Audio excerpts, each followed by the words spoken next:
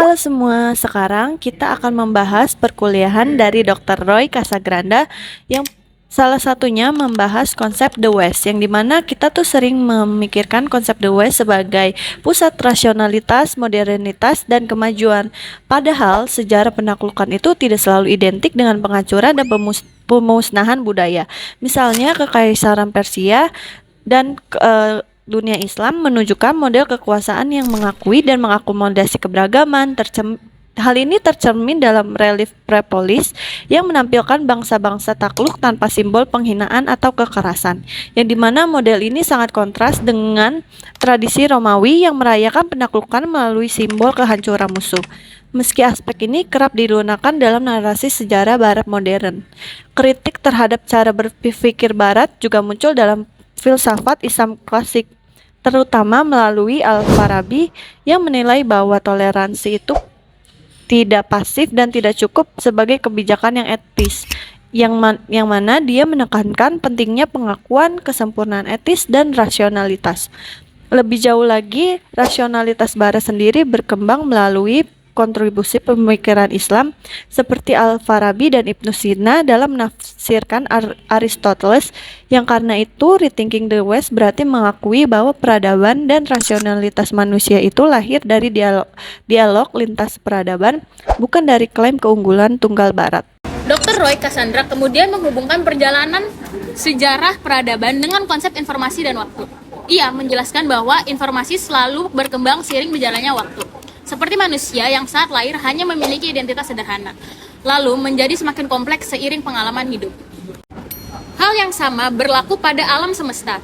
Semakin waktu berjalan, semakin besar juga jumlah informasi dan kompleksitas realitas. Namun, jika kita menarik waktu ke titik paling awal, kita akan menemukan batas minimum informasi. Dalam filsafat Ibnu Sina, titik ini disebut sebagai necessary being atau al-wujud, yang keberadaannya yang nistaya dan menjadi dasar dari sebuah realitas. Konsep ini bersifat filosofis, bukan kenabian, dan menunjukkan bahwa pemikiran Islam telah lama membahas pertanyaan mendasar tentang asal-usul eksistensi. Konsep ini juga dapat dikaitkan dengan teori Big Bang dalam sains modern, yang menggambarkan alam semesta bermula dari satu titik singularitas dengan kepadatan ekstrim dan informasi yang minimum. Hal ini menunjukkan bahwa filsafat Islam tidak bertentangan dengan sains, tetapi justru membuka ruang dialog antar iman, rasio, dan kosmologi. Salah satu poin terpenting dalam kuliah Dr. Roy adalah peran dunia Islam dalam menjaga dan mengembangkan ilmu pengetahuan klasik. Ketika Eropa berada dalam masa ketidakstabilan, ilmuwan Muslim menerjemahkan karya-karya filsafat Yunani seperti Aristoteles dan Plato ke dalam bahasa Arab. Namun proses ini bukan sekadar penerjemahan. Para ilmuwan Muslim mengkaji dan mengkritik serta mengembangkan gagasan tersebut, lalu menghubungkannya dengan sains dan realitas alam. Tokoh seperti Ibnu Sina dan Ibnu Al-Haytham menjadi pemikir besar yang pengaruhnya bertahan di lintas abad. Ironisnya, pada saat yang sama, sebagian otoritas Kristen di Eropa justru memandang ilmu pengetahuan sebagai ancaman terhadap iman. Banyak buku dibakar dengan alasan kita hanya membutuhkan satu kitab, yaitu Alkitab saja. Jika proses ini berhasil sepenuhnya, karya Plato dan Aristoteles mungkin akan hilang dari sejarah. Oleh karena itu, Dr. Roy menegaskan bahwa tanpa dunia Islam, fondasi intelektual di Barat kemungkinan besar tidak akan pernah ada. Kemudian kita akan membahas transfer ilmu dan lahirnya Renaissance. Jadi ilmu pengetahuan yang dijaga dan dikembangkan oleh dunia Islam akhirnya masuk kembali ke Eropa. Nah, proses ini itu terjadi melalui Spanyol Islam, Sisilia, dan interaksi selama Perang Salib. Nah, orang-orang Eropa yang kembali membawa pengetahuan baru dalam bidang pertanian, fisika, astronomi, dan filsafat. Salah satu tokoh kunci dalam proses ini adalah Frederick II dari Sisilia. Ia menguasai banyak bahasa termasuk Arab dan membangun birokrasi yang terdiri dari Muslim, Yahudi, dan Kristen. Bahkan koin pemerintahannya ditulis dalam bahasa Arab dan Latin. Nah, lingkungan multikultural ini memungkinkan pertukaran ilmu lintas agama dan budaya. Jadi dari sinilah benih Renaissance dan Eropa itu tumbuh. Maka kebangkitan Barat itu bukanlah hasil dari usaha internal semata sebenarnya, melainkan buah dari kolaborasi global yang panjang. Jadi Renaissance ini juga tidak akan mungkin terjadi tanpa peran dunia Islam sebagai jembatan ilmu di bidang pengetahuan. Di akhir kuliahnya, Dr. Roy Casagranda menegaskan bahwa Islam bukanlah lawan Barat, melainkan fondasi yang sering dilupakan. Sejarah yang disederhanakan dan dipolitisasi telah menciptakan narasi kami versus mereka yang sangat berbahaya. Faktanya, peradaban adalah rantai keberlanjutan, di mana dari Mesopotamia dan Mesir, kemudian ke Yunani Barat, lalu kemudian ke dunia Islam yang akhirnya ke Eropa modern.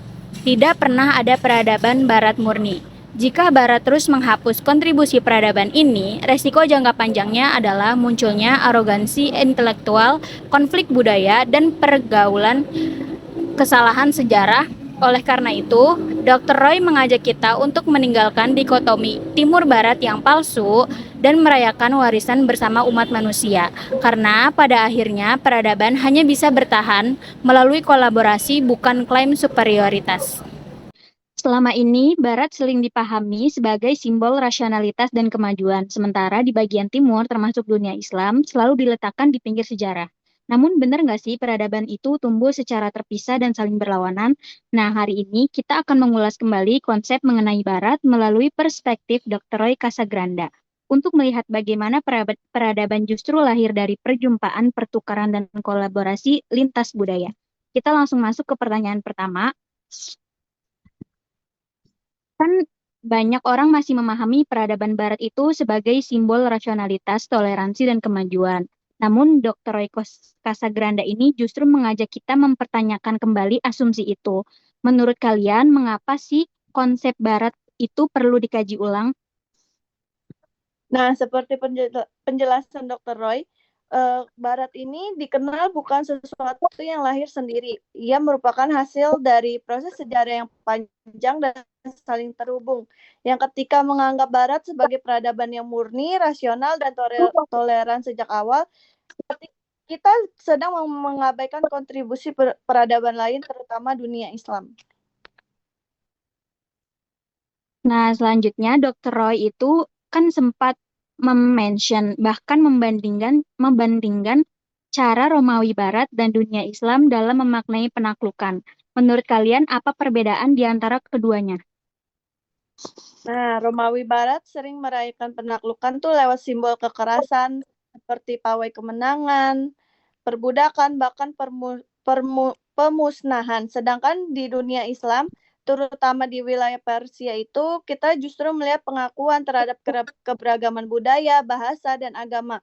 Kekuasaan tidak selalu berarti penghancuran, tetapi pengelolaannya yang berbeda. Hal ini dapat dilihat di dalam relief Persepolis.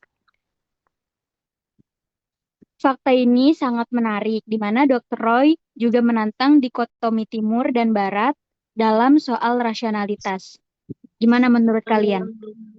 Iya, betul. Rasionalitas yang sering diklaim ini sebagai milik Barat sejatinya memang berasal dari filsafat Yunani. Tapi filsafat itu tidak sampai ke Barat begitu saja. Ia dikaji, dikritik, dan dikembangkan juga oleh filsuf Muslim seperti Al-Farabi dan Ibnu Sina. Jadi rasio Barat adalah rasio yang telah melewati lensa pemikiran Islam. Oke.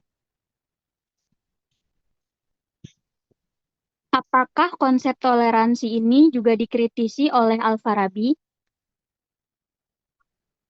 Nah, iya konsep toleransi ini dikritik sama Al-Farabi, itu tidak melihat toleransi sebagai slogan moral semata, tetapi sebagai sesuatu yang harus diwujudkan dalam sistem politik dan sosial. Ini itu menunjukkan bahwa pemikiran Islam itu sangat serius dalam membahas kehidupan bersama, bukan sekedar dogma keagamaan.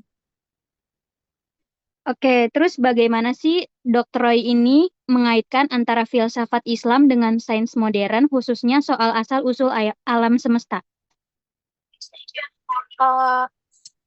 Ia itu menghubungkan konsep necessary being atau wajib al-wujud dari Ibnu Sina dengan gagasan Big Bang. Ketika kita menelusuri waktu ke titik paling awal, kita menemukan batas minimum informasi. Disitulah filsafat Islam berbicara bukan sebagai wahyu, tetapi sebagai refleksi rasional